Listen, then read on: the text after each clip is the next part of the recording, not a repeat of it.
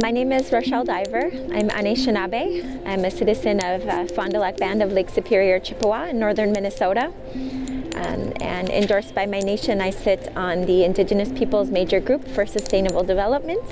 And I'm also a staff of the International Indian Treaty Council as the Environmental Health Program Coordinator. Well, I think I have a unique perspective on sustainability given my background. My grandparents were moved under a U.S. federal act called the Indian Relocation Act, forcibly removed from our nation and sent to live in an urban area. So my grandfather was our last language speaker. He lost the ability to speak Anishinaabe in the boarding schools, survived that tumultuous and horrendous time in history, only to then be forcibly removed from his homelands. So I grew up at the beginning of my life in an urban area around natives from all across the United States. And we found sustainability in the fact that we were together. That Native people from different communities were able to create a new community in an atmosphere that wasn't meant for us. But I was very young when my mom decided it was time for us to go back towards our traditional homelands and begin to pick the pieces back up there. And so my mom and I packed up and went back to Duluth, Minnesota, which is about 15 miles from my nation of Fond du Lac, and started our lives there. And now, here I am, a 42-year-old woman, and this year I'll be actually returning back to my traditional homelands to steward the lands and go back to the traditional lifestyles that my generation has been missing, my mom's generation as the sort of lost generation there, and then going back to my grandparents' generation and honoring all the sacrifices that they've made that allowed me to be here today as an advocate, but then also to return home, finally. We're seeing a lot of threats to that sustainability, but that doesn't change the fact that we still have the ability to attempt to harvest and still live off the lands. And so the land that I'll be returning to is 43 acres of a managed woodland.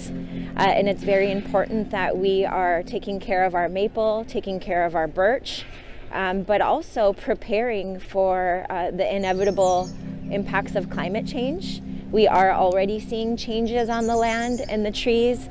We actually didn't harvest our maple syrup this year. I'm really proud of my nation of Fond du Lac and really investing in our people, in our lands, and the ability to look forward to our next 7 generations and ensure that they're able to hunt and fish and gather in the way that we always have been, putting money into programs to ensure that our young people have mentors on the nation and that can teach them to listen to the land and learn from it. And not as much from books as in school. The land is always changing, and if we're not there to listen, we could make detrimental mistakes for our future generations. When we're talking about Indigenous peoples' sustainability, we're talking about our ability to care for the land, to steward the land, and to harvest the land that nourished us for so many years. When I think about my homelands, it's split up into the different harvest seasons that we have.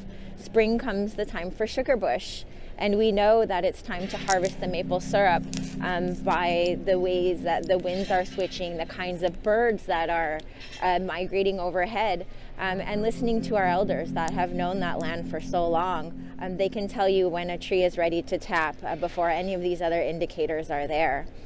But unfortunately, due to climate change, we're seeing that harvest season coming up earlier and earlier in the year. In just 5 years, we've watched it go from May to beginning in March. I mean, I'm a young person in this movement. This is my 9th year, and it's been a real honor to be at this conference in particular, learning from people that I consider to be mentors or that I've read their work and their research. And when we're talking about the elements of the UN Declaration, this should be a time that we're seeing the implementation of the Declaration. But actually, it's been very disheartening to enter some UN fora such as the Minamata Convention on Mercury and the Stockholm, Basel, and Rotterdam Conventions around pesticides and chemicals that are not acknowledging the UN Declaration. States still pushing back on supporting the term rights of Indigenous peoples with an S.